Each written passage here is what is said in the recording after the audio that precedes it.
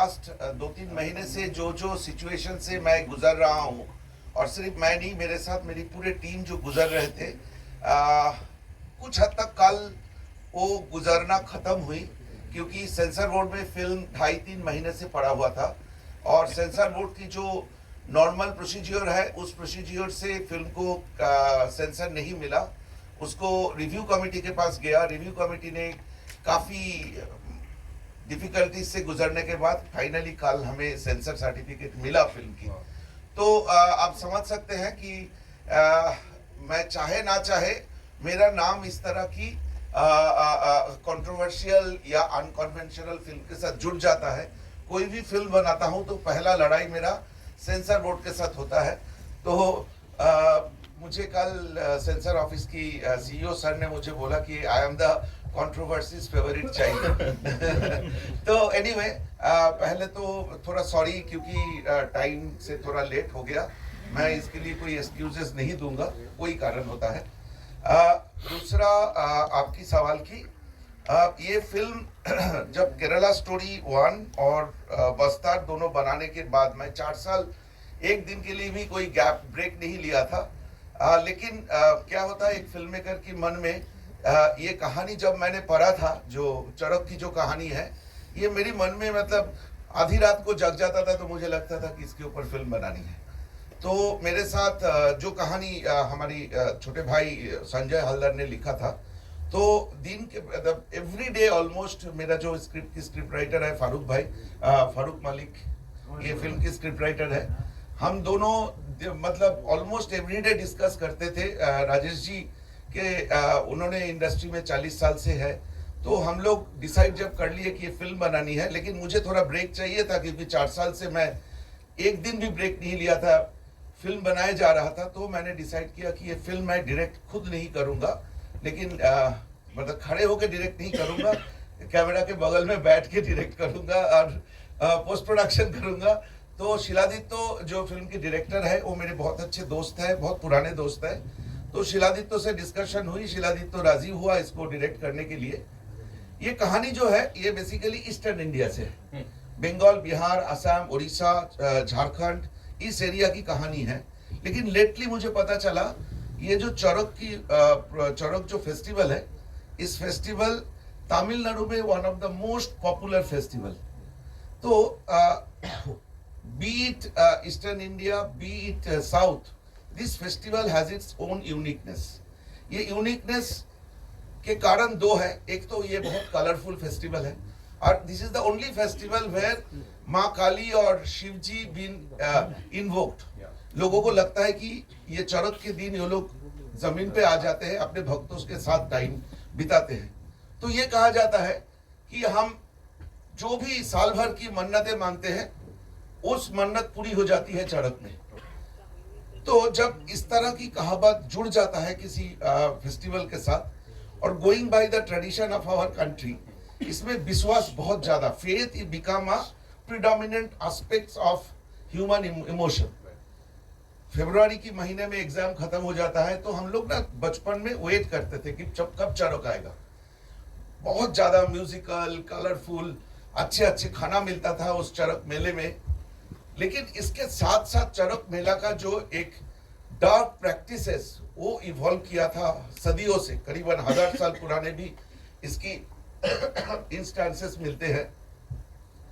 वो हमारे लिए एक कंसर्न की विषय बन गया था, क्योंकि इसमें इस तरह की प्रैक्टिसेस था, विश्वास वाली जो एस्पेक्ट है इस फेस्टिवल की, इस तरह की एस्पेक्ट्स था जहां पे इवन ह्यूमन सैक्रिफाइस या नरबलि भी होता था।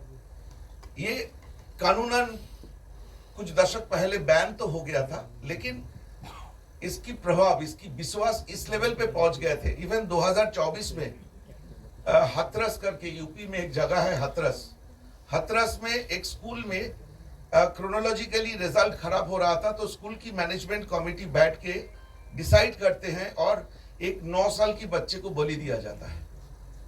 तो आप समझ सकते हैं कि हमारी सिविलाइजेशन, हमारी एजुकेशन, हमारी जिस तरह की दुनिया की हमारी परिचय बनने जा रहा था, उसके साथ अगर इस न्यूज़ को हम साथ में खड़ा करें, तो ये अच्छी बात नहीं है हमारी सोसाइटी के लिए। तो मुझे लगा कि इस फिल्म को बनानी है, तो फारूक भाई, राजेश जी और शिलाजीत, तो हम तीनों चारों बैठ के डिसाइड किए कि फिल्म बने, और फाइनली फिल्म बना। अब कंट्रोवर्सी ये था कि कुछ हद तक up to what extent we can talk about those issues जो नॉर्मली हम अवॉइड करते हैं बात करना।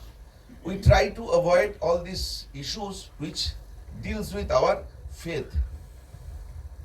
सेंसर बोर्ड में जो इशू था वही था।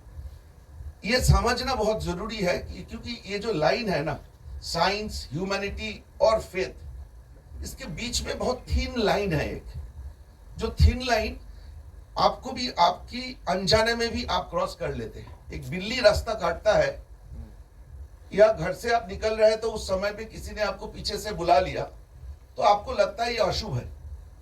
इसमें कोई हार्मफुल कुछ नहीं है, हार्मलेस है। लेकिन यही विश्वास अगर एक बच्चे की बलि देने तक पहुंचता है तो हमारी सोसाइटी को कंसर्न होने की कारण है। सो उस कंसर्न से फिल्म बनाए, लेकिन उसके बाद जो रिएक्शन था वही फेथ वाली रिएक्शन था। क्या ये फिल्म साधु समाज के खिलाफ तो नहीं है? क्या ये फिल्म हमारी विश्वास जो एक बहुत डीप रूटेड एक एग्जिस्टेंस है हमारी सोसाइटी में, उस जगह तक तो नहीं गए? ये सब मेरी डिस्क्लेमर की पॉइंट है, क्योंकि ये बातें हमने सेंसर बोर्ड के साथ ये आर्गुमेंट की, उनको समझाने की कोशिश की कि ये बात कहीं ना कहीं कभी ना कभी तो करना पड़ेगा। धर्म के नाम पे अगर इस तरह की प्रैक्टिसेस चलते रहे, ये कोई देश के लिए शुभ नहीं हो सकता। तो हमारी चरक पड़ा। ये आई नो एकदम ऐसा काफी इंसाइटफुल था, और मेरे मन में बड़े सारे सवाल हैं। आई am sure you have a lot of questions ma'am, of course वो भी पूछेंगे। लेकिन सर, टीजर में इतने रिएक्शंस आ गए, तो ट्रेलर में क्या होने वाला है? I am sure let's take a look at the trailer with your kind permission sir. हाँ, हम लोग अभी एक बार ट्रेलर देखेंगे, उसके बाद कुछ डिस्कशन करके टीम के साथ परिचय करवा के और एक बार देखें। बिल्कुल सर, जैसा आप कहें प्लीज। हेलो, मैं इसकी कहानी में नहीं जाऊंगा, लेकिन ये जो मैंने शुरू में साथ में और भी एक लाइन बोला था कि एक ब्लर लाइन है, विश्वास और अंधविश्वास। ये जो ब्लर लाइन है, ये ब्लर लाइन हमने बड़ी कॉन्शियसली हमारी स्क्रिप्ट में, हमारी ट्रीटमेंट में हमने ये लाइन को क्रॉस नहीं की। हमें एग्जैक्टली उसी जगह पे बात करना था। आपने जैसे हर हर महादेव बोलने वाले साधु को देखा, बैकग्राउंड में ये भी सुना कि तुम जैसे पखंडियों के लिए साधु समाज पूरे वो हो रहा है। इस तरह की, इसको बैलेंसिंग एक्ट नहीं बोलेंगे, but as we were aware about this dangerous part of getting into that domain of dealing with tantra sadhana or sadhu samaj, so we were extremely conscious in our treatment. And to be very honest, not only in my with my actors, but also in every aspect, sound ho gaya, editing mein, music direction, every aspect, we kept this aspect very very consciously हमने deal किए। तो I'm sure कल I wish I could play the sound conversation with my review committee with in censor board. ये aspects मुझे बोलने का और उनको समझने में ये जो कमियां हो रहा था वो क्लियर हो गया, और उनको वही वैल्यूज लगा इस फिल्म में। और एंड में जो सीनियर सब बोर्ड मेंबर थे, उनको ये बोला कि इस देश में इस तरह की और फिल्म बनना चाहिए, और आपको सिर्फ इस फिल्म बनाने की साहस के लिए ही अलग से तारीफ मिलना चाहिए। तो मुझे लगता है हमने कभी कोई, बहुत डिफिकल्ट था, बहुत ही सेंसिटिव था, लेकिन हमने वो लाइन क्रॉस नहीं की। Okay, great. इस टीम के लिए एक बार जोरदार तालियां हो जाएं। I am sure you all have a lot of questions. So कहां से आ रहा है पहला सवाल? आइए।